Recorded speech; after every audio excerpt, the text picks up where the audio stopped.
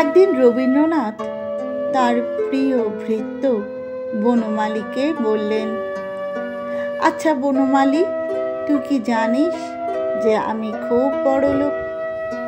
বনমালী জবাব দিল, হ্যাঁ বাবা মশাই, জানি। আবার প্রশ্ন, কিসে বড়লোক বলতো? দ্বারকানাথের নাতি বলে। বনমালী হাত কচলাতে কচলাতে উত্তর দিল, বলবো বলবো, আপনি নেকার জোরে বড়লোক। অক্ষর জ্ঞানহীন বনমালীর মুখ থেকে বেরিয়েছিল এই ধ্রুব সত্য। বলা বাহুল্য, ভৃত্য হলে হবে কি? কবির জীবিতকালে শান্তিনিকেতনে রবীন্দ্রনাথের শেষ জন্মদিনে তার সামনে বশীকরণ নাটকে বনমালী অভিনয় পর্যন্ত করেছেন। সেই নাটকেও তাকে চাকরের ভূমিকায় দেখে সবাই হেসে খুন। রবীন্দ্রনাথ শুধু কি বনমালীর মনিব ছিলেন? মোটেও নয়, তিনি ছিলেন তার বাবা মশাই। অপত্য স্নেহে রবীন্দ্রনাথ দেখতেন বনমালীকে। স্নেহ, ভালোবাসা, রসিকতার সঙ্গে মাঝে মাঝে কৃত্রিম ক্রোধ প্রকাশ করলেও বনমালীর সুখ সুবিধার বিষয়ে তিনি ছিলেন অসম্ভব সচেতন। সন্দেহের বিন্দুমাত্র অবকাশ নেই। রবি কবির জীবনে সফল ভৃত্যদের তালিকায় সবার উপরে বনমালীর নাম থাকবে।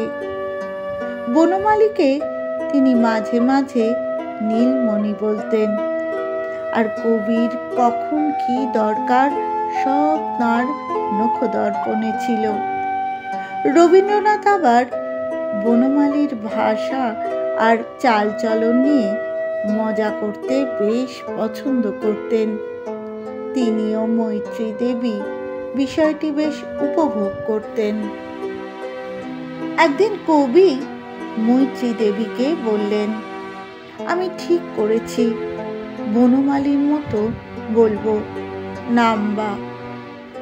এতদিন ওকে বলেছি নাম্বা নয়, লম্বা, কিন্তু ও যখন কিছুতেই শুনবে না, তাহলে তাকে ওর ভাষাটা নিতে হয়।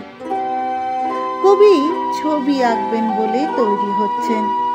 মৈত্রী দেবী কবিকে জিজ্ঞেস করলেন, আচ্ছা কি কি রং বলবো? উত্তরে রবীন্দ্রনাথ বললেন, আহা, আগে কাগজটাকে নাম্বা করে কাটো, তবে তো। সেদিন বনমালী ঘুমিয়ে পড়েছিল। দুপুরবেলা বেশ ঝড় উঠেছে। কবি তখন লিখছেন। ঝড়ের দাপটে ঘরের জানালাগুলো জোরে জোরে খুলছে, আবার বন্ধ হয়ে যাচ্ছে। তবে এসবের মধ্যে বনমালী ফুরসত বুঝে কখন ঘুমিয়ে পড়েছে।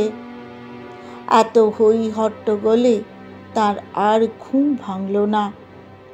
রবীন্দ্রনাথের মন চাইল না তাকে জাগিয়ে দিয়ে নিশ্চিন্ত ঘুম ভাঙানোর। তিনি লেখা ছেড়ে একটি একটি করে সব জানালা বন্ধ করলেন। ভেবেছিলেন বনমালীর ঘুম ভাঙবে। আবার স্বস্থানে ফিরে কবি স্মিত হাস্যে বললেন, ঘুমিয়ে পড়েছে বেচারা, হঠাৎ জাগালে ধড়মড় করে উঠে শেষটা একটা অনর্থ করে বসবে। এসব টুকিটাকি কাজ গৃহস্থ লোককে করে নিতে হবে বই কি। ভৃত্য হলে কি হবে?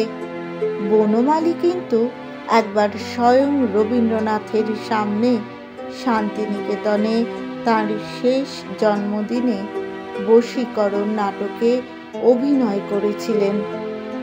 অনুষ্ঠানের প্রত্যক্ষদর্শিনী নির্মল কুমারী লিখেছেন, সন্ধ্যাবেলা উদয়নের পূর্ব দিকের আঙিনায় শামিয়ানার নিচে দর্শকদের বসবার জায়গা এবং চাতালের উপরে অভিনয়ের আয়োজন। কবি নিজে চাতালের একধারে আরাম চৌকিতে বসলেন। প্রথমে কয়েকটা গান ও সঙ্গে সঙ্গে নাচ হলো, ছেলেমেয়েরা মিলে করলে। তারপর বশীকরণ নাটকটির অভিনয় খুব ভালোই হলো। সকলে নিজের অংশ খুব ভালো করে করেছিল। এর মধ্যে সত্যি সত্যি উল্লেখযোগ্য হচ্ছে রবীন্দ্রনাথের পুরাতন ভৃত্য বনমালী। তাকে চাকরের ভূমিকাতেই নামানো হয়েছিল। বনমালীর আবির্ভাবে সবাই হেসে খুন। ও কিন্তু তাতে একটুও কাবু না হয়ে ঠিক স্বাভাবিকভাবেই আজ্ঞে হ্যাঁ মা ঠাকরন এবং অতিথিকে জল খাবার এনে দেওয়া, হাত ধোয়ানো ইত্যাদি সব বেশ সপ্রতিভভাবে করে গেল।